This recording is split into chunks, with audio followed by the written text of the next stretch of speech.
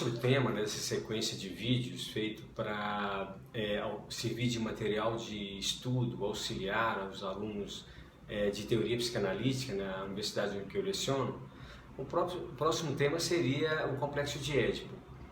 Mas eu achei que era mais interessante fazer esse vídeo anterior para tratar da questão da diferença sexual e da angústia de castração simbólica ligada a isso, para que ficasse um pouco mais claro antes de poder tratar de um tema que é um pouco mais extenso, que é o complexo de Édipo. O que é fundamental na questão disso que a gente vai chamar de castração simbólica é justamente a diferença sexual. Diferença sexual que para a psicanálise vai ser ligada à diferença entre os órgãos anatômicos, né? Fundamentalmente os órgãos genitais, o pênis e a vagina. No caso, é mais entre o pênis e a ausência de pênis que se encontra no corpo feminino. Bom, por que isso é relevante? Bom, num certo momento, a criança constata essa diferença, ela já estava ali presente num discurso, já estava presente no significado dado ao que é masculino, feminino, ou que está também oscilando entre os dois, mas de qualquer forma, num certo momento, a criança constata essa diferença e isso tem um efeito interessante, muito curioso, por sinal, que é justamente o efeito para os dois corpos, mas de uma forma diferente, mas para os dois corpos aparece a questão de que falta alguma coisa em um dos corpos. E isso é muito curioso porque, assim, do ponto de vista de percepção ou de constatação, é simplesmente uma realidade. A natureza é assim, o macho, a fêmea, os corpos diferentes. Isso seria, se não tivesse alguma outra questão envolvida, uma simples constatação. Contudo, o que a clínica psicanalítica pôde constatar, pôde perceber desde Freud, é que essa constatação de uma diferença tem efeitos psíquicos, né? Então, o efeito é justamente de entender que em um dos corpos falta alguma coisa, falta justamente aquele órgão genital que é representado por aquilo que aparece no corpo masculino, que é o pênis. E isso a gente pode constatar fundamentalmente em crianças, né? Um adulto possui muitas outras diferenças e que já também são perceptíveis pela criança, mas nas duas crianças, a principal diferença vai aparecer justamente no órgão genital. O que acontece? Eu estou usando um pouco o referencial freudiano aqui, mas na verdade a linguagem está sendo ultrapassada um pouco pelo referencial pós-freudiano, porque é muito difícil centralizar isso apenas nas elaborações de Freud.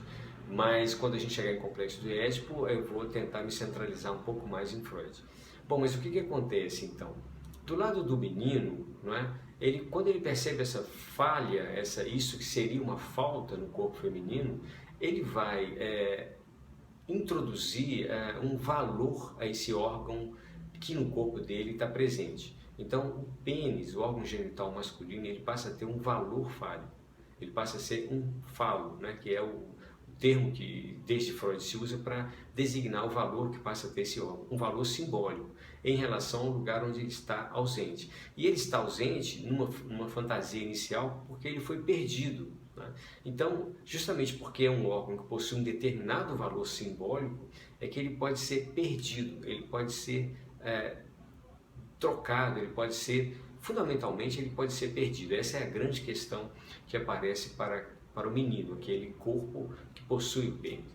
Então ele vai viver a partir daí aquilo que Freud chamava de angústia de castração, que Freud relacionava especificamente ou prioritariamente as ameaças em relação ao órgão que são feitos pelos adultos, ameaças em função de uma masturbação infantil, em função de um exibicionismo, né? aquela repressão que é típica e que faz parte da constituição da sociedade civilizada, da sexualidade de qualquer sociedade humana.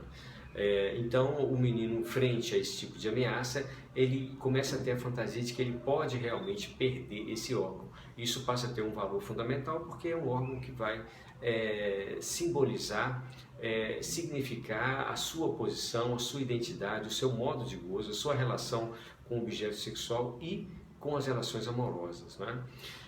Do lado da menina, ela vai constatar a ausência disso, e a impressão é justamente também de que falta alguma coisa. Só que como ele não está presente, para ela a sensação que ela vai ter é a sensação de privação. Ela vai se considerar privada daquilo que poderia ter um sentido, ter um valor no seu corpo, um valor que traduzisse uma certa identidade feminina, uma certa significação desse lado mulher, desse lado feminino. Então, na questão aí, o que ela vai fazer é tentar dirigir a sua atenção, o seu desejo, sua ambição para aquele que possui provavelmente a possibilidade de fornecer a ela um sentido, um significado correspondente a esse valor fálico que ela não pôde localizar no próprio corpo, ali naquela região genital, no caso. Evidente, falo e castração não dizem respeito a algo concreto, isso não por isso mesmo é considerado, a gente usa a expressão castração simbólica, mas ela é fonte da angústia do sujeito.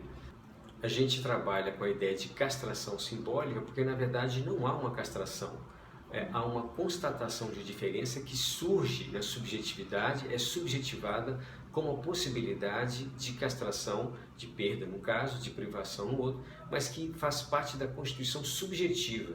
Ela não é alguma coisa que tenha respaldo na realidade, a não ser na realidade que eu estou trabalhando, que é a realidade compartilhada da percepção, mas é de uma realidade psíquica que a gente está falando. É interessante pensar que isso falta, não porque falte naquilo que faz parte, se a gente puder dizer assim, da natureza, do corpo, do biológico, mas é porque isso faz referência a algo que falta justamente no campo da representação, no campo do simbólico. Faz falta aquilo que diz respeito ao que seria o sexo feminino, aquilo que seria o outro sexo, porque o simbólico, a representação não dá conta de nomear tudo, de dar significado a todo o sentido, produzir um sentido final para as coisas, para o desejo, por exemplo, é que em alguma coisa no simbólico falta. Isso aparece nesse momento, dá uma consistência, aparece como consistência nesse momento na constatação da diferença sexual. Então ela remete, na verdade, a algo que faz falta no campo simbólico, quando na verdade a natureza é assim.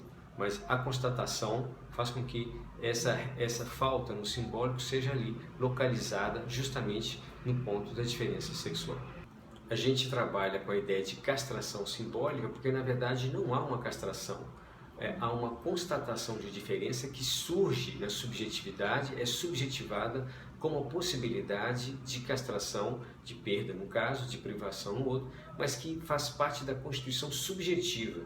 Ela não é alguma coisa que tenha respaldo na realidade, a não ser na realidade que eu estou trabalhando, que é a realidade compartilhada da percepção, mas é de uma realidade psíquica que a gente está falando.